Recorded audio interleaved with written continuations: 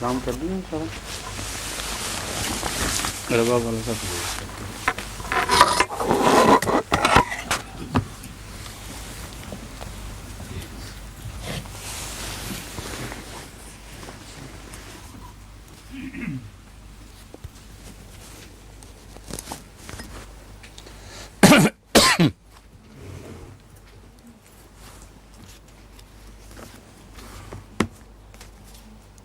آج ہم نے آیت 24 سے 25 سے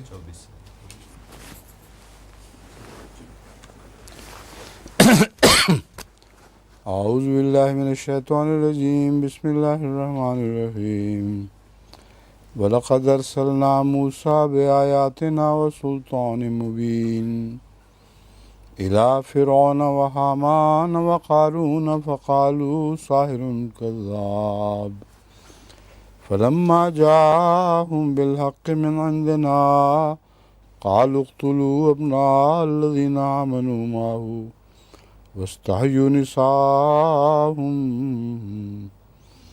وَمَا كَيْدُ الْكَافِرِينَ إِلَّا فِي ضَلَالٍ وَقَالَ فِرْعَوْنُ ذَرُونِي أَقْتُلْ مُوسَىٰ وَلْيَدْعُ رَبَّهُ إِنِّي أَخَافُ أَن يُبَدِّلَ دِينَكُمْ أَوْ أَن يُظْهِرَ فِي الْأَرْضِ الْفَسَادَ وَقَالَ مُوسَىٰ إِنِّي عُصْتُ بِرَبِّي وَرَبِّكُمْ مِنْ كُلِّ مُتَكَبِّرٍ لَا يُؤْمِنُ بِيَوْمِ الْحِسَابِ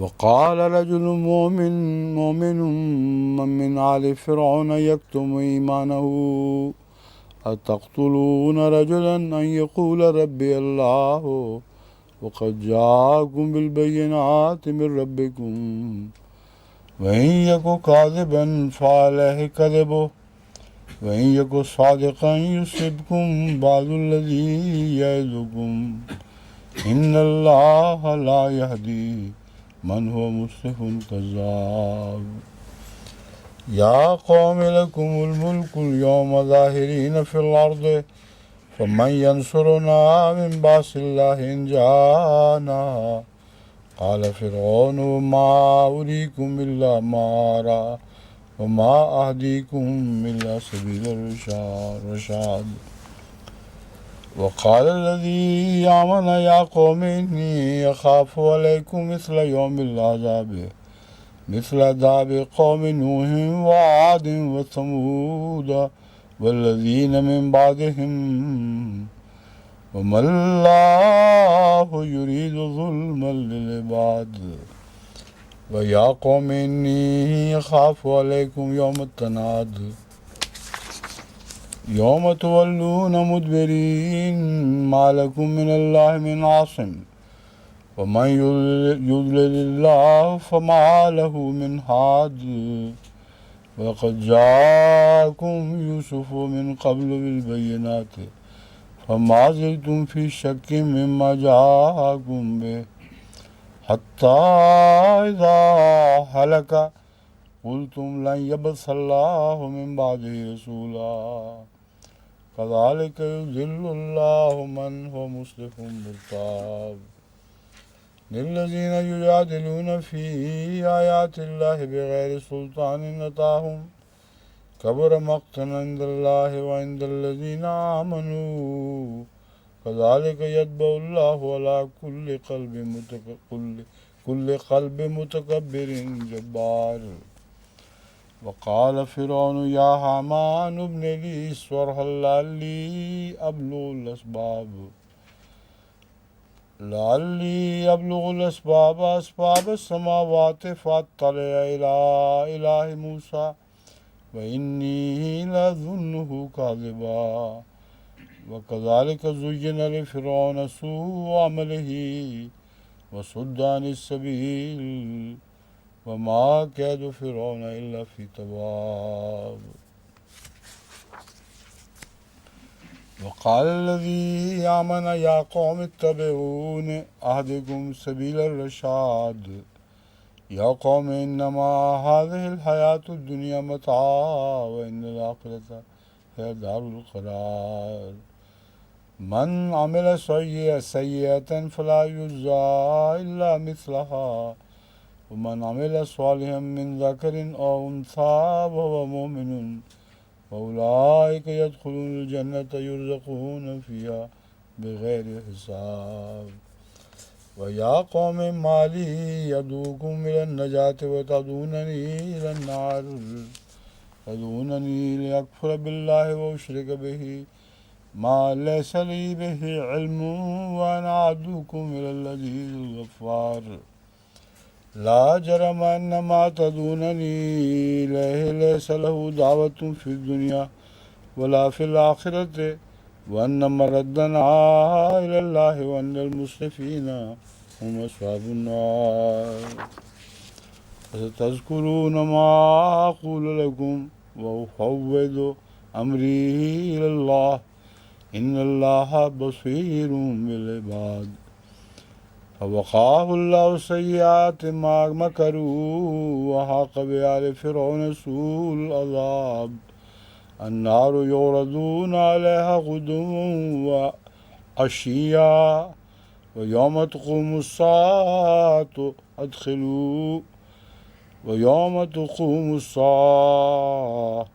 أدخلوا على فرعون أشد العذاب ويتحاجون في النار فيقول الضعفاء للذين استكبروا إنا كنا لكم تبعا فهل أنتم مغنون عنا نصيبا من النار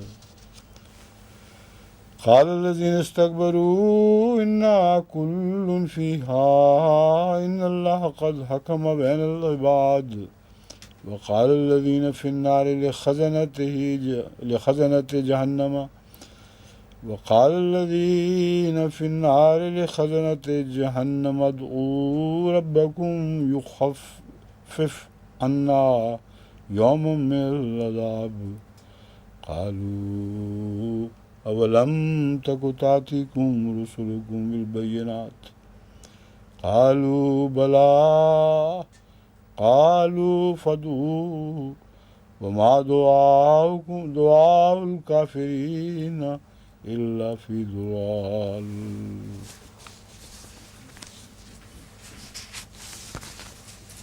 آج میں خیر اتنا ہی مشکل سے ہوگا ورنہ باقی بھی ہے اور بعد میں کر لیں گے.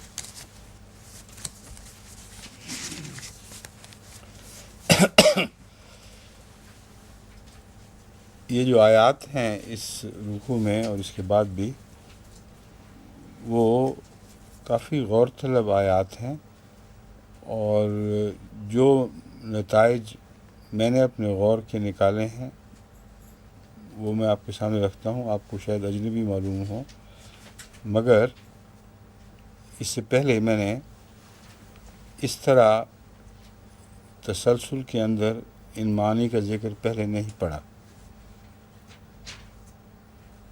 بعض دفعہ ایک بات نظر سے غائب رہ جاتی ہے اور کسی خاص وقت میں اس کا ظاہر ہونا مقدر ہوتا ہے. جو بھی اللہ کا منشاء ہے وہ آپ دیکھیں گے کہ ان آیات میں ایک ایسا تسلسل ہے جس سے بہت قطعی طور پر ایک ایسا مضمون ابھرتا ہے جس پر پہلے مفسرین نے صحیح روشنی نہیں ڈالی یا وہ ان کو روشنی نہیں ملی کہ وہ کھول سکیں.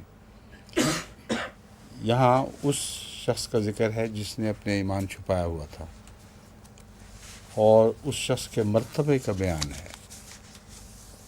اور وہ جو ہے نا عززنا بثالث، میرے نزدیک اس غور سے یہ مسئلہ حل ہوتا ہے کہ وہ کون شخص تھا جس کو خدا تعالیٰ نے عززنا بثالث کے ذکر سے مذکور فرمایا ہے.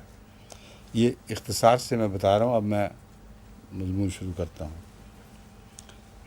وَلَقَدْ أَرْسَلْنَا مُوسَىٰ بِآيَاتِنَا وَسُلْطَانٍ مُبِينٍ، اور یقیناً ہم نے موسیٰ کو اپنے نشانات اور کھلے دلائل کے ساتھ، سلطان میں نے غلبہ بھی ہے اور غلبے سے مراد ایسی دلیل ہے جس کے اندر غلبے کا مضمون پایا جاتا ہے. تو ہم نے موسیٰ کو بھیجا اس سے پہلے اپنے نشانات دے کر، جن میں سے ہر ایک دلیل دلیل تھا، ہر نشان ایک دلیل تھا، وہ سلطان مبین اور ایک طاقتور غلبہ پانے والی دلیل کے ساتھ بھیجا ہے۔ الی فرعون و حامان و قارون فقالوا ساحر کذاب، 3 نام دیے گئے ہیں، ان تینوں کی طرف بھیجا ہے، جس کا مطلب یہ ہے کہ یہ تینوں اپنے اپنے دائرۂ اثر میں ایک غیر معمولی حیثیت رکھتے تھے، اور یہ تینوں مخاطب تھے خصوصیت کے ساتھ، اور ان کے تابع پہ ساری قوم مخاطب ہے۔ اور ان 3 کے مقابل پر میں یہ آپ کو ابھی سے سمجھانا چاہتا ہوں، 3 بھیجے ہوں کا ذکر ہے، جو ان 3 کے مقابل پر 3 کی عادت کو پورا کر رہے ہیں۔ الی فرعون و حامان و قارون، یہ بہت اہمیت رکھنے والی آیت اس لحاظ سے ہے کہ اس زمانے میں جس طرح فرعون کی حکومت، سیاسی حکومت اور اس کا غلبہ 3 بڑے بڑے حصوں میں منقسم ہو چکا تھا، جن پر جن کے ذریعے فرعون حکومت کر رہا تھا، ان میں سے ایک حامان تھا جو چرچ کا سربراہ تھا، اور اس لحاظ سے اس کی اپنی فوجیں تھیں، اور غیر معمولی طاقت حاصل تھی اس کو نظر انداز کر کے فرعون کی حکومت چل نہیں سکتی تھی۔ اور دوسرا قارون تھا، وہ جو فرعون کے لیے خزانے کمانے والا تھا، اور اس کو کچھ باتوں کی اطلاع تھی جس کی بنا پر وہ فرعون کا خزانے دریافت کرنے والا ایجنٹ تھا۔ اس کو بعض مدفون خزانوں کا علم تھا، کہاں کہاں مدفون ہیں، کیونکہ پرانے زمانے سے فرعین بعض خزانوں کو دبایا کرتے تھے۔ تو یہ علم قارون کو تھا، اس لیے مجبور تھا اس شخص قارون کو عزت دینے پر، اور قارون کی اپنی فوج بھی تھی جو خزانوں سے مال و دولت کو احتیاط سے منتقل کر کے فرعون تک پہنچاتی تھی، اور اپنا حصہ وہ اس میں سے لیتا تھا۔ تو قارون موسیٰ کی قوم میں سے نہیں تھا، یہ فرعون کی قوم میں سے نہیں تھا، موسیٰ کی قوم میں سے تھا، اور موسیٰ کی قوم میں سے ہونے کے باوجود اس نے بغاوت کی موسیٰ اور اس کی اپنی قوم کے خلاف، اور ایک قسم کا دلال بن گیا فرعون کا، لیکن بہت بڑا طاقتور دلال۔ اور اس کے ساتھ کچھ اور بھی ایسے لوگ تھے جو اصل میں حضرت موسیٰ کی قوم کے ساتھ تھے، مگر اس کے پیچھے اس کے غلبے کی وجہ سے، اس کی دولت کی وجہ سے لگے ہوئے تھے۔ یہ ہے جو صورتحال ان آیات سے بالکل واضح طور پر ابھرتی ہے، اور تاریخی حقائق ان کی تائید میں گواہی دیتے ہیں۔ اب اس مضمون کو سمجھ لیں۔ اب آگے آتا ہے فلما جاءہم بالحق من عندنا، پس جب موسیٰ ان کے پاس آیا حق لے کر ہماری طرف سے، قالوا اقتلوا ابناء الذین آمنوا، یہاں قالو کیوں ہے؟ قالا نہیں فرمایا۔ قالو سے اشارہ اس طرف ملتا ہے کہ یہ تینوں اپنی اپنی جگہ یہی دستور جاری کر رہے تھے، اور یہاں نساء سے مراد بچے نہیں ہیں، یہاں نساء سے مراد بالغ عورتیں ہیں یا بالغ مرد ہیں جو نساء کی صفت اختیار کر لیں۔ بس کسی تاریخ سے ثابت نہیں ہے کہ فرعون کے زمانے میں ان تینوں کی عملداری کے اندر بالغ عورتوں کو قتل کیا جاتا ہو، لیکن قتل سے مراد اگر یہ لیا جائے کہ کسی شخص کو ذلیل اور رسوا کر کے اس کو ایک زنخہ سا بنا دیا جائے، تو ان معنوں میں قتل نساء مردوں پر اطلاق پاتا ہے، یعنی نساء کا قتل کرو مراد یہ نہ، نساء کو زندہ رکھو اور مردوں کو قتل کرو مراد یہ ہے کہ جو لوگ اپنے موقف پر قائم ہوں، عزت نفس رکھتے ہوں، ان کو عملاً ڈسٹرائے کر دو کہ ان کا سوسائٹی میں کوئی بھی اثر اور نفوذ نہ رہے، اور وہ لوگ جو تمہارے ایجنٹ ہوں جو تمہارے سامنے سر جھکانے والے ہوں ان کو آگے بڑھاؤ. اور یہی وہ طریق ہے جو آج تک دنیا کی سلطنتیں کر رہی ہیں. اکثر تیسری دنیا پہ حکومت انہی زنخوں کے ذریعے کی جا رہی ہے جو بڑی طاقتوں کے سامنے نساء کی طرح ہیں، اور جو وہ چاہتے ہیں وہی کرتے ہیں. اور جو سر اٹھانے والے باعزت لوگ ہیں ان کو بالکل فنا کر دیا گیا، قوانین ایسے بنا دیے گئے، ایسے اقدامات کیے گئے کہ ان کی حیثیت ہی کوئی نہیں، سوائے اس کے کہ وہ ایک جگہ چھپ کے جا بیٹھیں اور بولنا ہی بند کر دیں. تو ساری تیسری دنیا میں بین یہی کام ہو رہا ہے جو فرعون کے زمانے میں ہوا کرتا تھا، اور یہ انسانی فطرت کے مطابق ہے. اس لیے اس ترجمے کو اس طرح تبدیل کرنے کی کوشش کرنا کہ چھوٹے بچے مارا کرو، یہ بالکل درست نہیں ہے.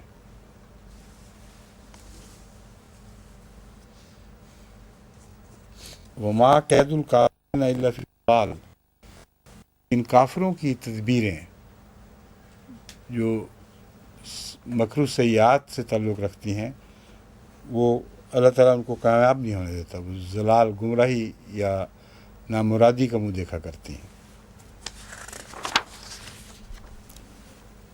وقال فرعون ذرونی اقتل موسیٰ ولیدع ربہ، اور فرعون نے کہا ذرا مجھے چھوڑو تو صحیح تاکہ میں موسیٰ کو قتل کروں. ولیدع ربہ، اور وہ اپنے رب کو پکارے.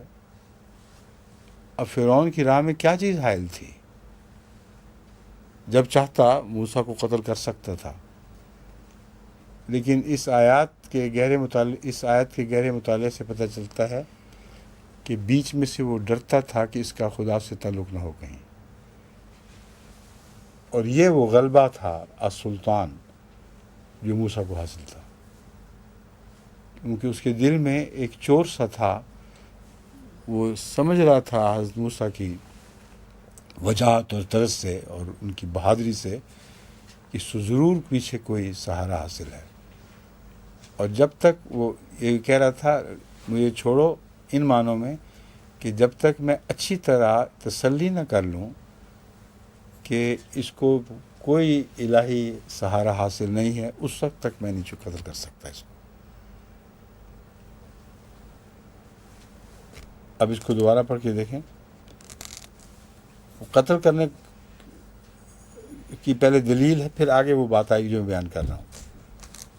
ذرونی اقتل موسیٰ ولیدع ربہ، میرا دل یہ چاہ رہا ہے کہ اس کو قتل کروں، اپنے رب کو پکارے اور کچھ پیش نہ جائے.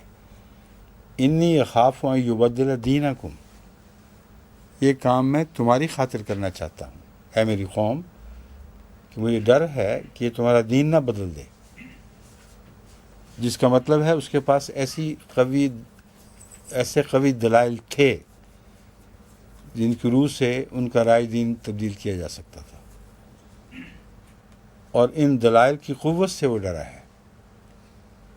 یہ بھی وہ فرقان ہے جو حضرت موسیٰ کو عطا کی گئی تھی، اور آیات میں وہ سارے نشانات ہیں جو موسیٰ نے اپنے دعووں کی تائید میں دکھائے.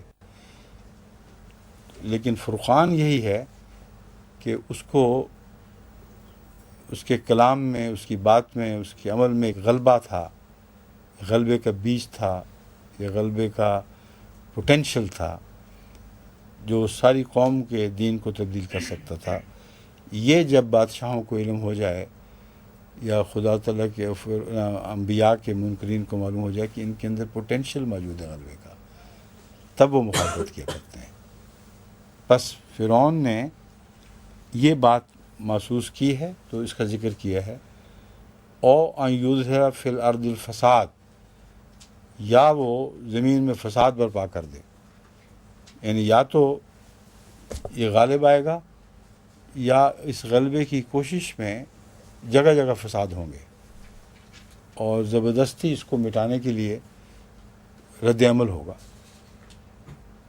اور یہی بات جو ہے وہ فرشتوں نے عرض کی تھی خدا کے حضور کہ فساد نہ ہو.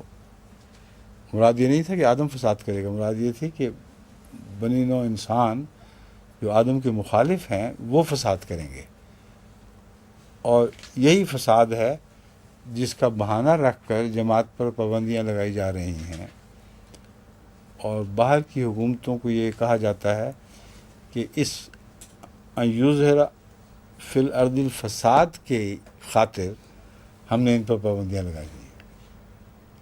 اگر ہم ان کو موقع دیں گے کھل کر اپنا مضمون پیش کرنے کے تو بڑا فساد برپا ہوگا۔ اس فساد کو ہم سنبھال نہیں سکتے، اس لیے ہم اپنے ملک میں امن چاہتے ہیں۔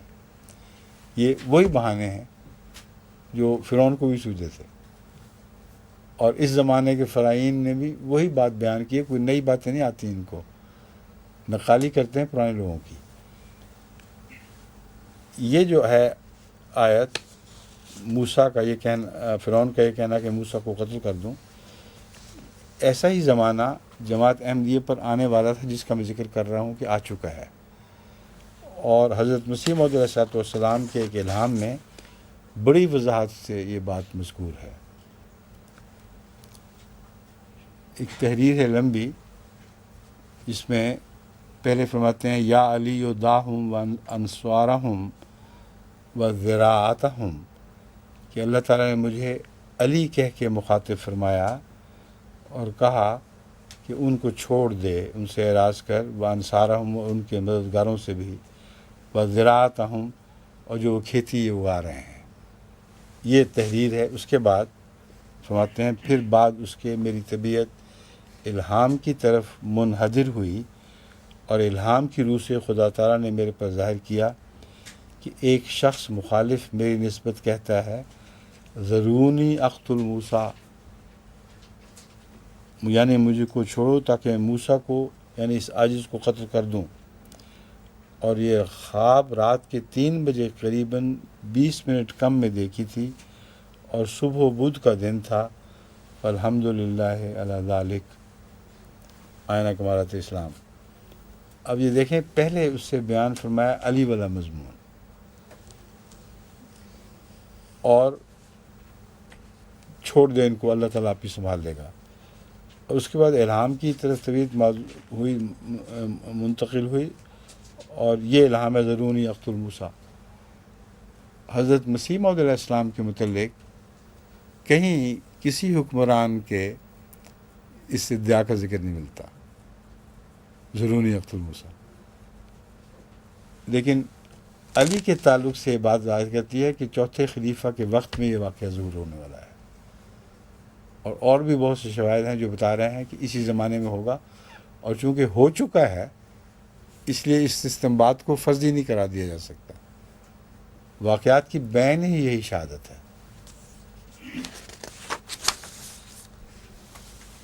اب اس کے بعد ہے وقال رجل مومن من آل فرعون یکتم، ایک آیت رہ گئی، اس صفحے کے بعد صفحہ الٹا تھا اس لیے واپس جانا ہے۔ وقال موسیٰ انی اوذت بربی و ربکم، موسیٰ نے یہ جواب دیا کہ میں اپنے رب کی پناہ میں ہوں، و ربکم، اور تمہارا بھی وہ رب ہے، پناہ میں آتا ہوں من کل متکبر لا یؤمن بیوم الحساب، ہر متکبر سے میں پناہ مانگتا ہوں جس میں یہ فرمایا ہے لا یؤمن بیوم الحساب، وہ حساب کتاب کا کوئی خوف نہیں رکھتا، اس کا قائل ہی نہیں۔ اور یہ بات بھی اس زمانے کے فرعون کے اوپر 100% صادق آتی ہے۔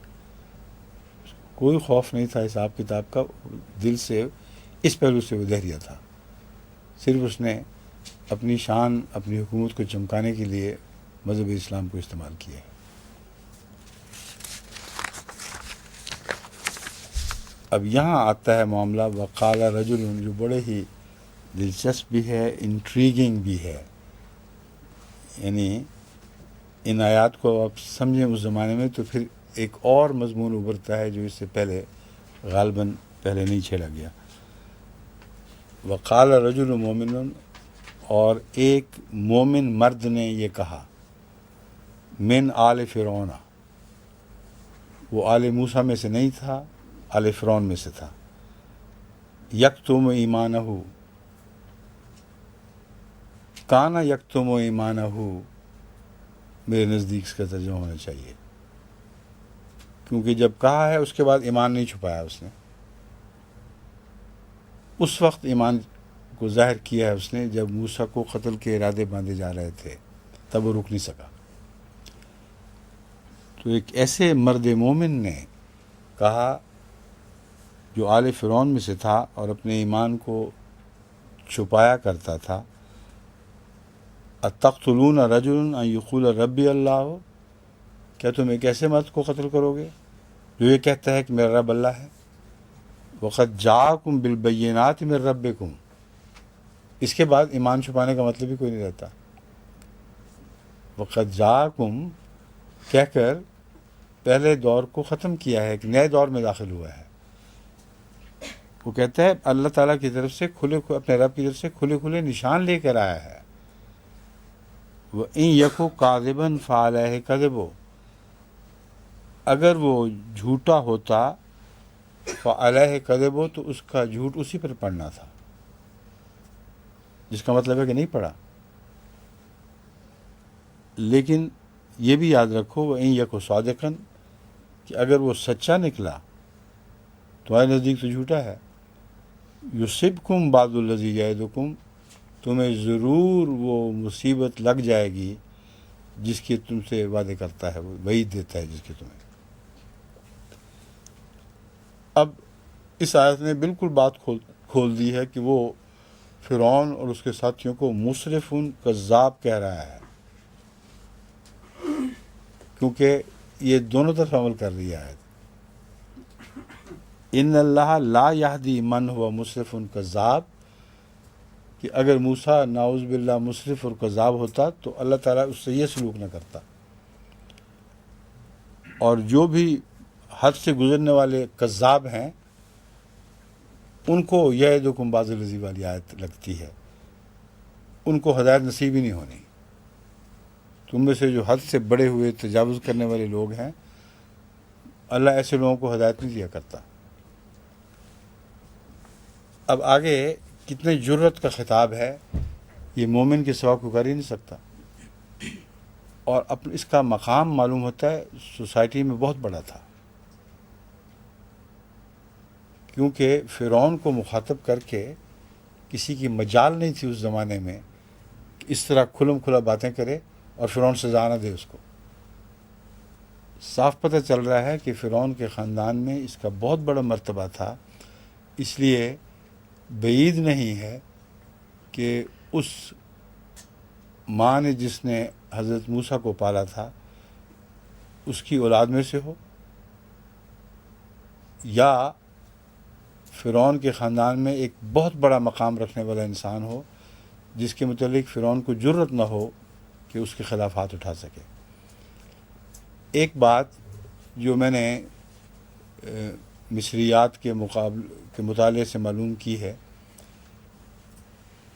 چوٹی کے اسکالرز اس بات کو تسلیم کرتے ہیں کہ فرعون اپنے خاندان میں سے جو صاحب حیثیت لوگ تھے ان پر ہاتھ اٹھانے کی جرت نہیں کر سکتا تھا، اس سے فرعون کا خاندان بٹ جاتا اور ان کا اثر نفوذ بطور خاندان کے ختم ہو جاتا۔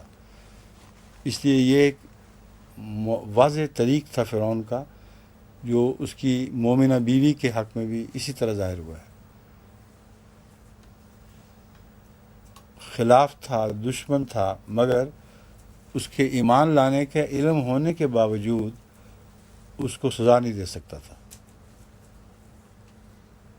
اسی طرح فرعین مصر اپنے خاندان کی حفاظت کیا کرتے تھے، اپنے اہل خاندان کو ان سزاؤں سے بچا لیتے تھے جو دوسروں کو دیتے تھے۔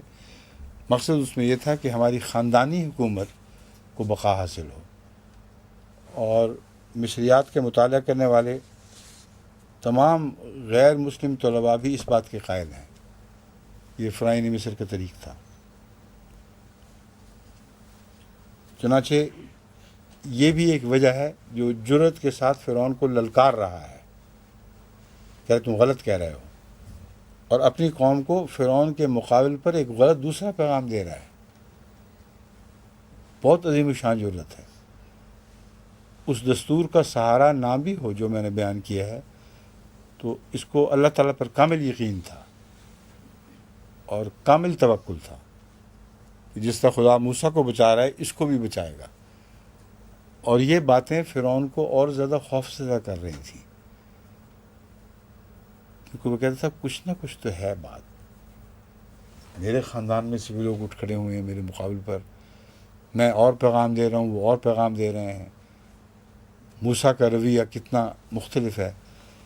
تو اس لیے وہ گھبرایا ہوا تھا، لیکن اس کے خلاف کچھ نہیں کر سکتا تھا. اب وہ فرعون کچھ اور کہہ رہا ہے. یہ کہہ رہا ہے یا قوم لکم الملک اليوم ظاہرین فی الارض، اے میری قوم. فرعون کی قوم ہے ہی نہیں اب. یہ فرعون کی قوم کو اپنی قوم کر کے کہہ رہا ہے، اے میری قوم آج تمہیں بادشاہت حاصل ہے، تم دنیا پہ غالب ہو. فمن ینصرنا من باس اللہ ان جاءنا، ہمیں اللہ کی پکڑ سے کون بچائے گا اگر وہ ہمارے پاس آئی، ہم تک پہنچی.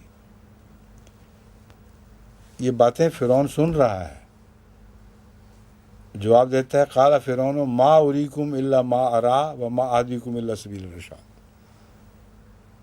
اس فرعون کے جواب میں بھی ایک عاجزی دکھائی دے گی آپ کو، ایک شکست کا اعتراف. میں نے تو وہی کچھ کہا ہے جو میں نے دیکھا. تو فرعون کو بھی متہم کر گیا ہے بڑا واضح طور پر، اور اس کی شنید میں یہ باتیں بیان ہو رہی ہیں. فرعون اپنی پیغام کو پیغام اور دے رہا ہے، یہ فرعون کی قوم کو اپنی قوم کہہ کر ایک اور پیغام دے رہا ہے. اور اس کے جواب میں فرعون کہتا ہے میں نے تو جو کچھ سمجھا تھا بس وہی پیش کر دیا. وما اہدیکم الا سبیل الرشاد، اور جو میں سمجھا ہوں وہ سچی بات ہے، کیونکہ میں سبیل درستی صحیح سبیل کے بعد اور کسی سبیل کی طرف میں نہیں بلا رہا. اب اس کا جواب پھر جس طرح موسیٰ نے سوال جواب میں جواب دیے تھے، یہاں گھر بیٹھا ایک موسیٰ کا غلام اس کو جواب دے رہا ہے. وقال الذی آمن یا قوم انی اخاف علیکم مثل یوم الاحزاب. کہتے سبیل الرشاد کیسے ہو گئی؟ میں تو ڈرتا ہوں کہ اگر اس کی تو نے بات مانی تو تم پر احزاب کی طرح کے دن آئیں گے، جیسا کہ حضرت نوح کے زمانے میں اس کے بعد احزاب کے آنے کا ذکر ہے، اور اسی طرف یہ اشارہ بھی ہے. مثل داب قوم نوح، آگے ذکر بھی ہو گیا. نوح کی قوم کی طرح کے دن آئیں گے. وعاد وثمود، اور عاد اور سمود کے سے دن آئیں گے. والذین من بعدہم، اور ان سب کی طرح جو ان کے بعد اسی مسلک پر چلنے والے تھے. وَمَا اللَّهُ يُرِيدُ ظُلْمًا لِلْعِبَادِ، اور اللہ اپنے بندوں کے متعلق ظلم پسند نہیں فرماتا، یا ظلم کا کوئی ارادہ نہیں رکھتا. وَيَا قَوْمِ إِنِّي أَخَافُ عَلَيْكُمْ يَوْمَ التَّنَادِ، اور اے میری قوم میں تمہارے متعلق ڈرتا ہوں کہ تم پر وہ دن نہ آ جائے، یوم التناد، جب تم ایک دوسرے کو مدد کے لیے پکارو اور کوئی مدد حاصل نہ ہو سکے. یوم تولون مدبرین، جب تم پیٹھ پھیر کر بھاگنے والے بنو گے. ما لکم من اللہ من عاصم، تمہیں اللہ کی پکڑ سے کوئی بچانے والا نہیں ہوگا. وَمَن يُضْلِلِ اللَّهُ فَمَا لَهُ مِنْ هَادٍ، اور اللہ جسے گمراہ ٹھہرا دے اسے کوئی ہدایت دینے والا نہیں. اور یہ جو بیچ کا ٹکڑا ہے یہ بھی اسی تسلسل میں ہے. اسے کوئی جملہ متحدہ بھی سمجھ سکتا ہے، مگر میں اسی تسلسل میں پڑھتا ہوں تو وہی معنی دے رہا ہے.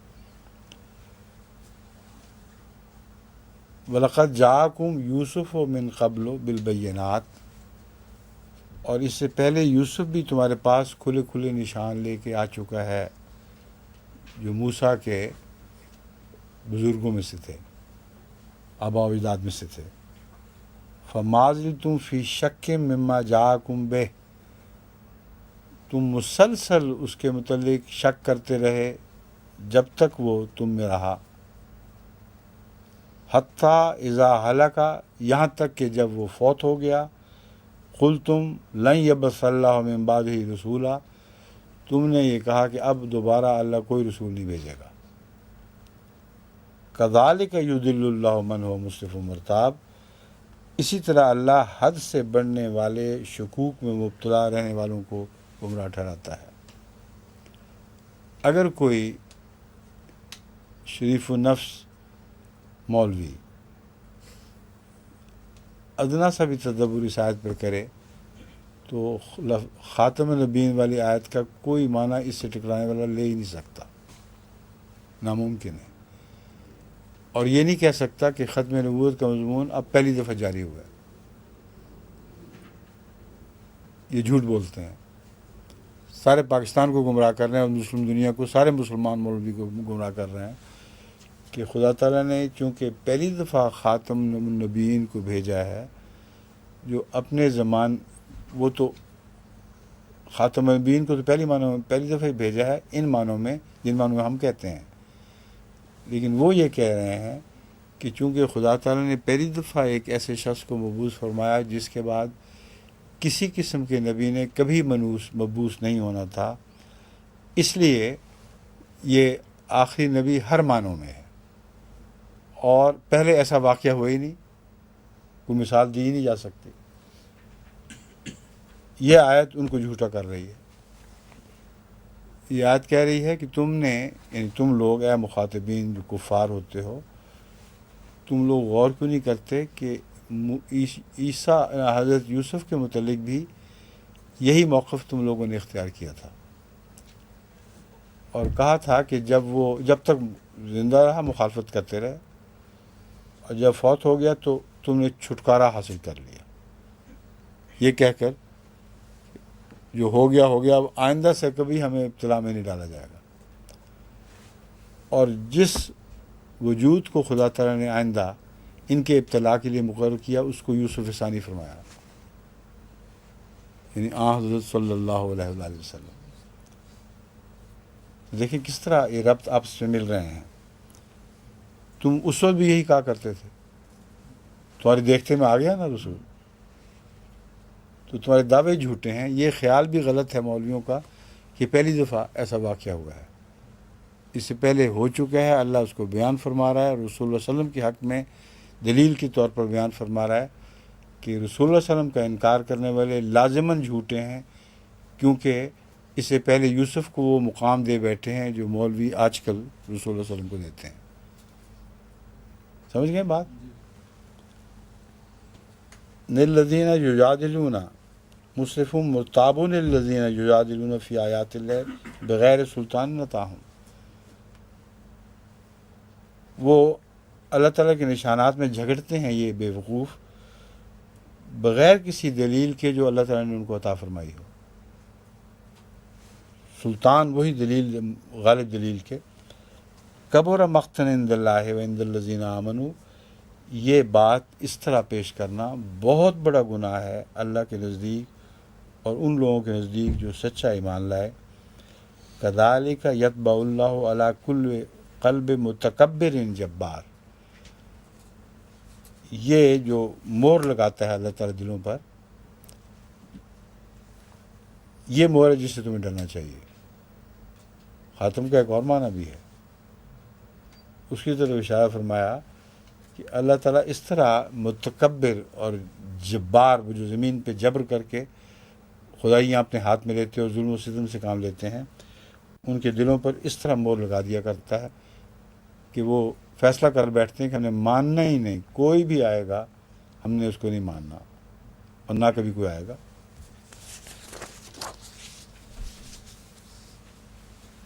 اب پھر دوبارہ فرعون کی بات شروع ہو گئی ہے، اس لیے میں نے کہا تھا بیچ میں اس کو جملہ مترجہ کے طور پر لیا جا سکتا ہے، کیونکہ رسول اللہ صلی اللہ علیہ وسلم تک مضمون کو پہنچانا مراد تھی۔ وقال فرعون یا حامان ابن لی صرحا لعلی ابلغ الاسباب، وہ جو میں نے بات کی تھی نا، فرعون ڈرتا تھا کہ کوئی بات ضرور ہے، اب اس کی جستجو شروع ہوئی ہے۔ اس نے حامان سے کہا، حامان تعمیرات کا بھی سب سے بڑا سربراہ تھا ہی وہی، بلکہ جتنی تعمیرات تھیں بڑے بڑے محل بنانا، بڑے بڑے قلعے بنانا، یہ حامان کا کام تھا، اور وہ اپنے بت خانے کی حفاظت کے لیے اور اپنی فوج کی حفاظت کے لیے اور بہت سی باتیں تھیں جن کی وجہ سے وہ بالآخر ایک ایسی قوت ابھری جو تمام تعمیرات کی انچارج تھی۔ اور یہ مضمون بھی ایسا ہے جس کو فرعون مصر کے حالات لکھنے والے تمام محققین تسلیم کرتے ہیں کہ تعمیرات کا انچارج حامان تھا۔ تو اس نے کہا یا حامان ابن لی صرحن، میرے لیے ایک محل بنا، لالی ابلغ الاسباب، تاکہ میں، مطلب ہے موسیٰ کو جھوٹا کرنے کے لیے تمام ذرائع اختیار کر لوں۔ وہ اس کے نزدیک ابھی کچھ ذرائع باقی رہتے تھے جن کو اختیار کرنے سے پہلے اس کو جرأت نہیں تھی کہ وہ آخری حملہ موسیٰ پہ کر سکے۔ اسباب السماوات، آسمان کی طرف پہنچانے والے تمام ذرائع۔ اسباب کی تشریح ہے، کون سے اسباب؟ آسمان کی طرف، آسمانوں کی طرف پہنچانے والے تمام ذرائع۔ فاطلع الی الہ موسیٰ، تاکہ میں جھانک کے دیکھوں تو صحیح کہ اوپر کوئی موسیٰ کا خدا موجود بھی ہے کہ نہیں۔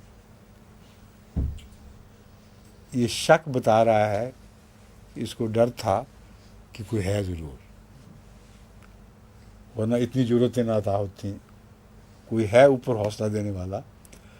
لیکن اس بیوقوف کو یہ خیال بھی تھا کہ میں ننگی آنکھوں سے، انسانی آنکھوں سے اس کو دیکھ لوں گا۔ یہ وجہ ہے کہ یہ اونچی تعمیرات کا حکم دیتا ہے حامان کو۔ وَإِنِّي لَأَظُنُّهُ كَاذِبًا، مجھے گمان ہے کہ جھوٹا کوئی نہیں ہوگا۔ وَكَذَلِكَ زُيِّنَ لِفِرْعَوْنَ سُوءُ عَمَلِهِ، اسی طرح فرعون کو، زُيِّنَ لِفِرْعَوْنَ، فرعون کو خوبصورت کر کے دکھایا گیا اس کا برا عمل، وَصُدَّ عَنِ السَّبِيلِ، اور وہ سچی راہ، سیدھی راہ سے روک دیا گیا۔ وَمَا كَيْدُ فِرْعَوْنَ إِلَّا فِي تَبَابٍ، اور فرعون کی تدبیر سوائے اس کے کہ نامرادی میں غرق ہو جاتی، فی تباب، نامرادی کے اندر ڈوب جاتی، اس کے سوا کچھ بھی نہیں تھی۔ اب یہاں سے پھر وہی قال الذی آمنوا، اس لیے بیچ میں جملات معترضات آئے ہیں، لیکن اس بزرگ انسان کا ذکر جاری و ساری ہے یہاں تک کہ آخر پہ ایک نتیجہ نکالا جائے گا اس سے۔ وقال الذی آمن، یہ ساری باتیں فرعون کہہ رہا ہے، اور اس کے مقابل پر وہ کہتا ہے وہ شخص جس کو ایمان لایا تھا، اس نے کہا اے یا قوم، اے میری قوم، اتبعونی، میری اطاعت کرو، اہدیکم سبیل الرشاد، یہ فرعون جو سبیل الرشاد کہہ رہا ہے جھوٹ بول رہا ہے، کہ تمہیں کبھی سبیل الرشاد تک نہیں پہنچائے گا۔ بڑی جرت ہے فرعون جیسے بادشاہ متکبر جبار کے مقابل پر کھڑے ہو کر یہ اعلان کرنا، یا قوم انما ہذہ الحیات الدنیا متاع وان الآخرۃ ہے دار القرار، کہ اے میری قوم، یہ جو فرعون کی دنیا کی چیزیں ہیں دکھا رہا ہے تمہیں، یہ دنیا کی چند روزہ فائدے کی چیزیں ہیں۔ وان الآخرۃ، اور یقیناً آخرت، ہے دار القرار، یہ وہ جگہ ہے جو ہمیشہ کے لیے ٹھہر جانے والی جگہ ہے، عارضی نہیں ہے۔ جبکہ فرعون جن چیزوں کی طرف سے بلا رہا ہے یہ عارضی، دکھاوے کی، چند دن کی مزے کی باتیں ہیں اور باقی رہنے والی نہیں۔ من عمل سیئۃ فلا یجزی الا مثلہا، جس نے بھی کوئی برائی کی بس اسے اس برائی کے برابر بدلے کے سوا اور کچھ نہیں دیا جائے گا۔ مثلہا سے مراد اس جیسا، یعنی اس کے برابر بدلے سے زیادہ۔ ومن عمل صالحا، اور جو بھی نیک عمل بجا لائے گا من ذکرن اور انثیٰ، خواہ وہ مردوں میں سے ہو یا عورتوں میں سے، خواہ مرد ہو یا عورت ہو، یعنی یہاں لفظ واحد استعمال ہوا ہے، من ذکرن اور انثیٰ، خواہ وہ مرد ہو یا عورت ہو، وہو مومن، شرط یہ ہے کہ وہ مومن ہو، فَأُولَٰئِکَ يَدْخُلُونَ الْجَنَّةَ يُرْزَقُونَ فِيهَا بغیر حساب، بس یہی وہ لوگ ہیں جو یدخلون الجنت، جنت میں داخل ہوں گے، یرزقون فیہا بغیر حساب، وہاں ان کو رزق دیا جائے گا بغیر حساب کے۔ تو برائی کا بدلہ تو حساب سے دیا جائے گا، جتنی برائی اتنا بدلہ، لیکن نیکی کا بدلہ بغیر حساب۔ وَيَا قَوْمِ، ابھی جاری ہے خطاب، اس لیے یہ ساری باتیں بھی جو عارفانہ کلام انبیاء کو نصیب ہوتا ہے، اس شخص کو نصیب ہے۔ وَيَا قَوْمِ مَا لِي أَدْعُوكُمْ إِلَى النَّجَاةِ وَتَدْعُونَنِي إِلَى النَّارِ، یہ کیا ہو گیا مجھے، تم تو مجھے آگ کی طرف بلا رہے ہو۔ اب حضرت موسیٰ کی قوم نے تو کبھی بھی حضرت موسیٰ کو آگ کی طرف نہیں بلایا تھا، وہ تو یا مانتے تھے یا نہیں مانتے تھے۔ بالکل واضح غیر مشکوک طور پر اسی شخص کا ذکر چل رہا ہے جو فرعون کی قوم میں سے تھا، اور ہدایت پر قائم، اور باتیں وہ کر رہا ہے جو اللہ کے رسول کیا کرتے ہیں، اور کہتا ہے تم مجھے گمراہی کی طرف بلا رہے ہو، میں تمہیں نجات کی طرف میں تمہیں نجات کی طرف بلا رہا ہوں، تم مجھے آگ کی طرف بلا رہے ہو۔ تدعوننی لاکفر باللہ، تم مجھے بلا رہے ہو اس بات کی طرف کہ میں اللہ کا انکار کر دوں، وہ اشرک بہ، اور اس کا شریک ٹھہراؤں، ما لیس لی بہ علم، جس کا مجھے کوئی بھی علم نہیں۔ یہ جو لفظ ہے ما لیس لی بہ علم، حضرت صلی اللہ علیہ وآلہ وسلم کے تعلق میں اور دیگر انبیاء کے تعلق میں آپ کو ملے گا کہ انبیاء نے جب جواب دیا قوم کو تو ایک عذر پیش کیا کہ ہمیں علم ہی کوئی نہیں، تو ہم کیسے شریک بنا لیں۔ اب یہ عظیم کلام جو نبیوں کا کلام ہے، یہ اس شخص کی طرف منسوب ہو رہا ہے۔ عزیز نبی ثالثم میں یہ نہیں تو پھر اور کون ہے؟ یہی وہ شخص ہے جو ایسی قوم کی طرف آیا جن کی طرف پہلے خدا نے 2 رسول بھیجے تھے، موسیٰ اور ہارون، اور جب ان دونوں کا انکار ہو گیا اس وقت یہ ابھرا ہے۔ اور وہ تعلق وہاں جہاں ظاہر ہوتا ہے نا، جس نے یکتم و ایمان ہو، اس سے جوڑ کے دیکھ لو، اس وقت ابھرا ہے، اور پھر ایک لمحہ کے لیے بھی اس نے اپنے ایمان کو چھپانے کی کوشش نہیں کی، مسلسل انبیاء کا طریق اختیار کیے رکھا۔ یہ وہ مضمون ہے، تدعوننی لاکفر باللہ واشرک بہ ما لیس لک بہ علم وانا ادعوکم الی العزیز الغفار، اور میں تمہیں بہت غالب اور حکمت والے اور بہت بخشنے والے خدا کی طرف بلاتا ہوں۔ لا جرم ان ما تدعوننی الیہ لیس لہ دعوۃ فی الارض، لیس لہ دعوۃ فی الدنیا ولا فی الآخرہ، اس میں کوئی بھی شک نہیں کہ تم مجھے بلا رہے ہو اس وجود کی طرف، یعنی اس فرضی وجود کی طرف، لیس لہ دعوۃ فی الدنیا، جس کے لیے دنیا میں بھی کوئی دعوت نہیں اور آخرت میں بھی کوئی دعوت نہیں، وَأَنَّ مَرَدَّنَا إِلَى اللَّهِ وَأَنَّ الْمُسْرِفِينَ هُمْ أَصْحَابُ النَّارِ۔ دعوت نہیں ہے کیا مراد ہے؟ اس کے لیے دنیا میں دعوت نہیں۔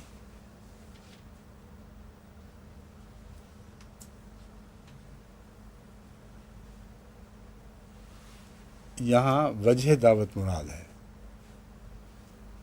ایسے فرضی وجود کی طرف بلا رہے ہو جسے دعوت کا اس دنیا میں کے اندر بھی کوئی حق نہیں بنتا، کوئی وجہ نظر نہیں آتی کہ اس کی دعوت کو قبول کیا جائے، کوئی نشان نہیں ہے وہ یہ ثابت کرے کہ اسے دعوت کا حق پہنچتا ہے، کیونکہ اس کی طرف جو دعوت ہے ایسے وجود کی طرف دعوت ہے جس کو ملکیت ہی حاصل نہیں دنیا میں، کوئی ملکیت اس کی تم دکھا نہیں سکتے، تو اس کو ہم کیوں پکاریں؟ یہ مضمون، اسی آیت کا مضمون دوسری جگہ بیان ہو چکا ہے، اس لیے اس کو مزید کھولنے کی یہاں ضرورت نہیں ہے، پہلے جو آیات ہیں ان میں یہ گزر چکا ہے۔ بس یہ کوئی بھی شک نہیں کہ تم مجھے ایسے وجود کی طرف بلا رہے ہو جس کو دنیا میں دعوت دینے کا کوئی جواز ہی نہیں ہے، ولا فی الآخرہ، نہ دنیا میں ہے نہ آخرت میں ہے، وَأَنَّ مَرَدَّنَا إِلَى اللَّهِ ہے، اس نے کھول دیا ہے، جانا ہم نے اللہ کی طرف ہے، اس کی طرف جانا ہی کوئی نہیں، تو اس کو دعوت کا کیا حق بنتا ہے؟ جس نے فیصلے کی کرسی پہ بیٹھنا ہی نہیں، اس کو لوگوں کو بلانے کا کیا حق بنتا ہے؟ وَأَنَّ الْمُسْرِفِينَ هُمْ أَصْحَابُ النَّارِ، اور یقیناً حد سے بڑھنے والے ہی ہیں جو آگ والے ہوں گے، اصحاب النار۔ فَسَتَذْكُرُونَ مَا أَقُولُ لَكُمْ، دیکھیں کتنا زبردست وارننگ ہے، تم ضرور ان باتوں کو یاد کرو گے جو میں تمہیں کہہ رہا ہوں۔ وہ جس کو یونانی فلسفی کہتے ہیں، سوکریٹیز، اس میں اس کے کلام میں ایسی پرشوکت انبیاء والی باتیں ہیں کہ آدمی حیران ہو جاتا ہے۔ وفات سے پہلے اس نے یہی لفظ کہے ہیں، فَسَتَذْكُرُونَ مَا أَقُولُ لَكُمْ، اب مجھے مار دو لیکن ساری عمر یاد کرو گے۔ وَأُفَوِّضُ أَمْرِي إِلَى اللَّهِ، اور میں اپنا معاملہ اللہ کے سپرد کر رہا ہوں۔ إِنَّ اللَّهَ بَصِيرٌ بِالْعِبَادِ، اور اللہ اپنے بندوں کو دیکھنے والا ہے۔ یہی لفظ سوکریٹیز نے کہے کہ اب میں اس کی طرف جا رہا ہوں جس کے ہاتھ میں میرا معاملہ ہے، اور تم اس طرح یاد کرو گے کہ پھر تمہاری کچھ پیش نہیں جائے گی، اور اپنا معاملہ میں خدا کے سپرد کر رہا ہوں، پھر وہ جو چاہے تم سے سلوک کرے۔ ان اللہ بصیر بالعباد، یقیناً اللہ تعالیٰ اپنے بندوں کو خوب دیکھنے والا ہے۔ فوقاہ اللہ سیئات ما مکروا، جس طرح موسیٰ کو نجات تھا، اس شخص کو بھی اللہ نے بچایا ہے۔ فرعون مصر کا جو بھی دستور ہو اس سے کوئی غرض نہیں رہی، اس شخص کو اللہ تعالیٰ نے بچایا۔ سیئات ما مکروا، جو کچھ انہوں نے بد تدبیریں کی تھیں ان کی برائی سے، وحاق بآل فرعون سوء العذاب، اور آل فرعون کو بہت برا عذاب پہنچا۔ اب یہ جو حضرت مسیح علیہ السلام کا الہام ہے اس کی روشنی میں آپ دیکھ لیں، بین یہی واقعہ گزر گیا ہے، آپ کی آنکھوں کے سامنے ایسا ہی ہوا ہے۔ فرعون وقت یعنی ضیاء نے بہت خطرناک تدبیریں اختیار کی تھیں مجھے مارنے اور قتل کرنے کی۔ وحاق بآل فرعون، اللہ تعالیٰ نے اس سے بچا لیا، جبکہ ایک عاجز بندے کا اختیار ہی نہیں تھا، ایک جاہل جبار اور مقتدر بادشاہ کے مقابل پر وہ بچ کے نکل سکتا ہو۔ لیکن جو تدبیریں وہ جماعت کے خلاف استعمال کرنا چاہتا تھا، ان ساری بری باتوں نے اس کی قوم کو گھیر لیا، کچھ بھی نہیں رہا باقی۔ اتنا فساد برپا ہے، اتنا قتل و غارت، بے حیائی، اسلام کی دھجیاں ادھر گئی ہیں، اور سوائے متکبر جبار کے کسی کی بادشاہی نہیں وہاں۔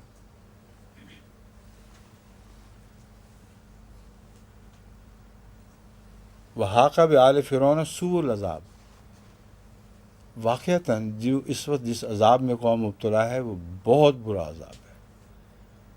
اس کی تفصیل اب یہاں بیان کرنے کی ضرورت ہی کوئی نہیں، ہر آدمی جانتا ہے، کسی دن کا اخبار اٹھا کے دیکھ لیں کہ کتنے بڑے عذاب میں ساری قوم مبتلا کی جا چکی ہے۔ النار یعرضون علیہا غدوا وعشیا، اس آیت نے بتا دیا ہے کہ اس دنیا میں بھی یہ آگ ان کو ملے گی اور آخرت میں اس کے علاوہ ملے گی۔ النار یوردون علیہا غدوا و عشیا، آگ پیش کی جا رہی ہے ان کے سامنے دن اور رات کو، صبح شام اس آگ میں جل رہے ہیں۔ وَيَوْمَ تَقُومُ السَّاعَةُ، صاف پتہ چل رہا ہے کہ اس دنیا کے آگ کے علاوہ قیامت کے دن مزید آگ میں مبتلا ہوں گے جو زیادہ سخت اور خطرناک ہوگی۔ ادخلوا آل فرعون اشد العذاب، اے فرعون کی قوم شدید عذاب میں مبتلا ہو جاؤ، داخل ہو جاؤ۔ اس میں تو داخل ہو گیا، یہ مقدر ہو گیا ان کا۔ جو سات کو قیامت کے بعد جی اٹھنے کے بعد ہونا ہے جو واقعہ، اس کا اب ذکر فرما رہا ہے اللہ تعالیٰ۔ جی ٹھہر میں کرتا ہوں ٹھہرے، داخل کر دو، ہاں ٹھیک کہتے ہیں آپ، میں نے دیکھا نہیں، دوبارہ مجھے یاد فوراً سمجھ آ گئی ہے۔ ادخلو نہیں ہے، ادخلو ہے، جس کا مطلب ہے فرشتے زبردستی داخل کر دیں، اور اپنی مرضی سے تو کوئی ہوتا نہیں، یہی اس کے سوا اور ہو ہی نہیں سکتا لفظ، سوائے اس کے اللہ حکم دے ادخلو، وہ بھی ہوتا ہے، لیکن یہاں فرشتوں کو حکم ہے کہ ادخلو، اے فرشتوں جو جہنم کے فرشتے ہو یا سزا جزا کے فرشتے ہو، فرعون کی قوم کو داخل کر دو آگ پر، اشد العذاب میں داخل کر دو۔ وَإِذْ يَتَحَاجُّونَ فِي النَّارِ فَيَقُولُ الضُّعَفَاءُ الَّذِينَ اسْتَكْبَرُوا إِنَّا كُنَّا لَكُمْ تَبَعًا فَهَلْ أَنْتُمْ مُغْنُونَ عَنَّا نَصِيبًا مِنَ النَّارِ، یہ لوگ جو مر کے اوپر پہنچیں گے، کیونکہ وعدہ ہے آخرت میں بہت برا عذاب ان کو ابھی دیکھنا ہے، ان کے متعلق ہے جب آپس میں جہنم میں تم جھگڑا کر رہے ہوگے، یقول الضعفاء للذین استکبروا، وہ عامت الناس بیچارے جن کو بیچارے سمجھا جاتا ہے مگر جرم ان کا بھی ہوتا ہے ورنہ سزا خدا نہ دے، وہ یہ کہیں گے اپنے لیڈروں سے، انا کننا لکم تبعا، ہم تمہاری پیروی کیا کرتے تھے، تمہارے پیچھے چلنے والے لوگ تھے، فہل انتم مغنون عنا نصیبا من النار، پر اس وقت تو بڑے بڑے دعوے کیا کرتے تھے کہ ہم تمہیں بچا لیں گے، فکر نہ کرو، جو کچھ ہوگا ہم ذمہ دار ہیں، اب بتاؤ ہمیں آگ سے بچا سکتے ہو؟ یا بدبختو تم نے کہاں لا کے پھینکا ہے؟ وقال الذین استکبروا انا کل فیہا، وہ کہیں گے ہم تو سر سے پاؤں تک سراسر اس آگ میں ڈوبے ہوئے ہیں، ہم نے تمہیں کیا بچانا ہے؟ تو جو عامت الناس کا عذاب ہے اس سے ان لوگوں کا جو ان کو عذاب میں مبتلا کرنے والے ہیں زیادہ شدید عذاب ہوگا، اس لیے فرمایا ہے وقال الذین فی النار انا کل فیہا ان اللہ قد حکم بین العباد، اللہ تعالیٰ اپنے بندوں کے درمیان فیصلہ فرما چکا ہے، جس کو جتنا عذاب پہنچنا چاہیے تھا اتنا ہی پہنچے گا۔ وقال الذین فی النار لخزنتہ، اور جو لوگ آگ میں تھے انہوں نے اپنے جہنم کے خزنت جہنم کے داروغوں سے کہا، خزنہ جمع کا صیغہ ہے نا، خازن کی جمع ہے، جہنم میں مطلب بہت سے داروغے ہوں گے، ادعوا ربکم یخفف عنا یوم من العذاب، اپنے رب کو پکارو وہ آج ہمارے لیے عذاب میں کوئی تخفیف فرما دے۔ قالو، وہ پوچھیں گے ان سے، اولم تکو تاتیکم رسولکم بالبینات، کیا تمہارے پاس خدا تعالیٰ کے رسول کھلے کھلے نشانات لے کر نہیں آئے تھے؟ قالو بلا، وہ کہیں گے کیوں نہیں؟ قالو فدعو، بس پھر تم پکارو، ہم تو ایسے بدبخت لوگوں کی سفارش کرنے والے ہیں، ان کی خاطر دعا کرنے والے نہیں ہیں۔ وما دعاء الکافرین الا فی ضلال، اور کافروں کی دعا سوائے اس کے کہ نامرادی کا منہ دیکھے، یعنی ذلیل و رسوا ہو جائے، اس کے سوا اس کا کوئی مقدر نہیں ہوا کرتا۔ پورا ہو گیا نا آج؟